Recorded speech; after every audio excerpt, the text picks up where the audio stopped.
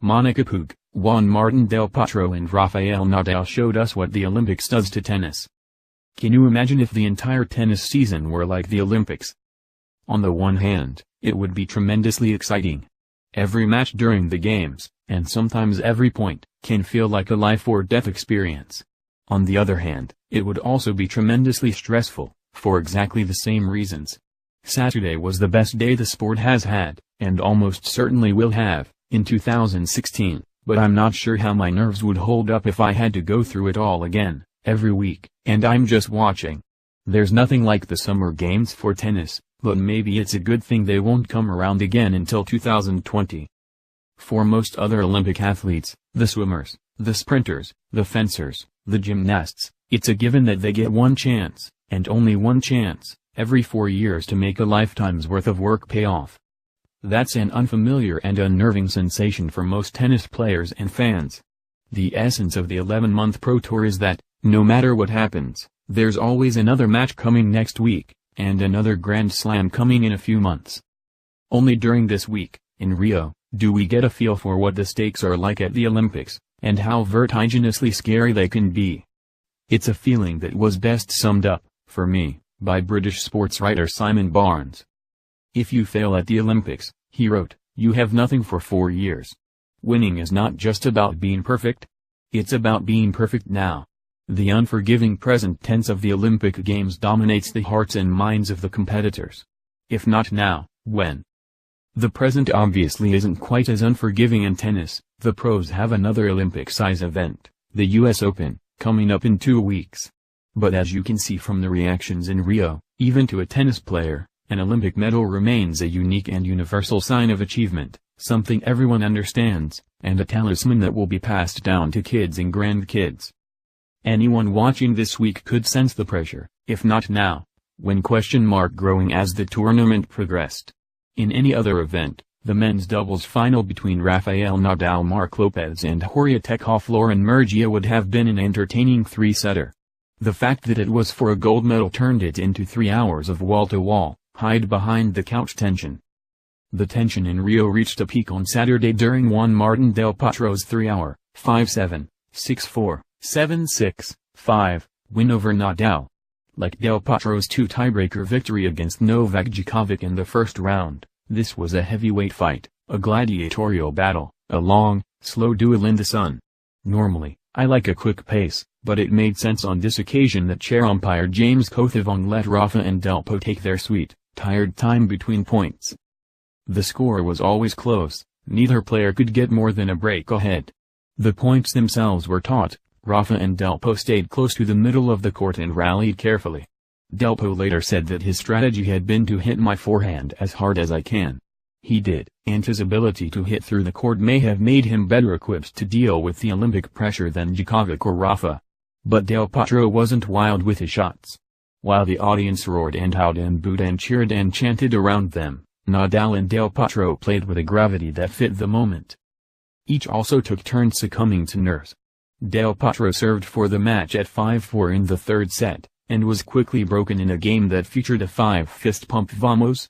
From Nadal, the audience, which had mostly been pulling for Delpo, immediately left their feet and jumped to Rafa's side. Nadal was valiant, and brilliant, and gutsy, and after 19 hours on court this week, he had to be tired. But I thought his nerves cost him, too. Nadal is only aggressive when he absolutely has to be. Then he's not just aggressive, but reckless, was the opinion of one commenter on Twitter. Rafa couldn't find the sweet spot between risk and safety, but he erred mostly on the side of safety.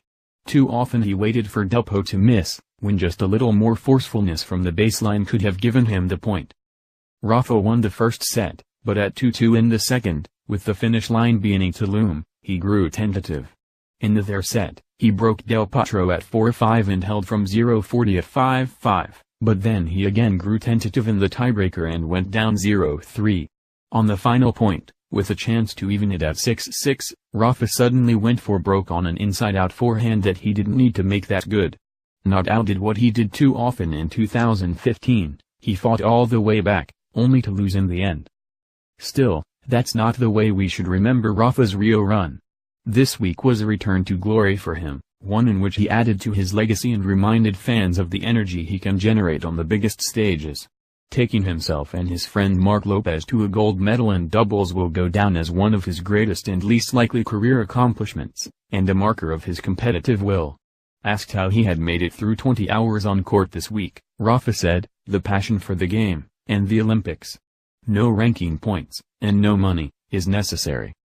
On Saturday, Rafa had to yield the stage to Del Potro, who finished by kissing the Olympic rings on center court, and jumping into the crowd for an Argentine version of the Lambeau leap. He was even mauled by a guy in a Pope Francis mask. 14 months ago, Del Po was in a hospital bed recovering from wrist surgery. On Sunday he plays for gold. As Simon Barnes says, the Olympics is about being perfect now. Del Po, after 2 years away, was perfect just in time.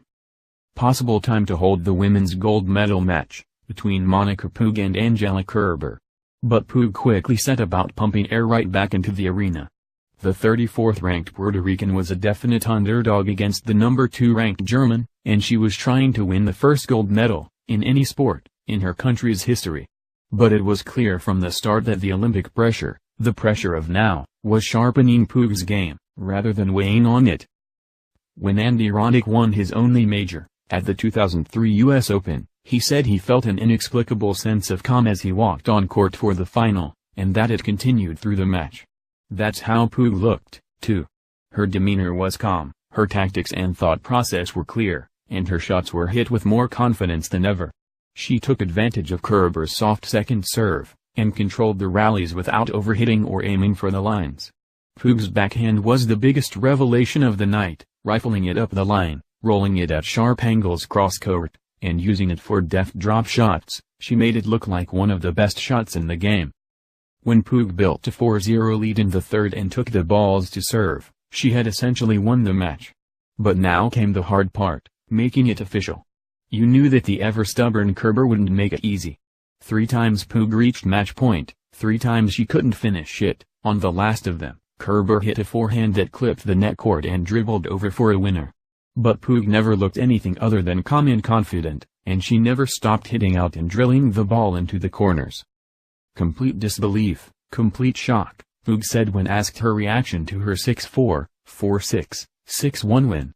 But she had looked much more surprised by her semi-final win over the eventual bronze medalist, Petra Kvitova. In Puig, it was as if we had seen a young player grow up, and grow into her game, over the course of 1 week. In that, she has been the exemplary Olympian. She knew her country had one chance at gold, and she was there to take it. As Puig kneeled down to sob in victory, the best day of tennis in 2016 came to an end. "I'm already looking forward to the next one, even if it takes 4 years to get here."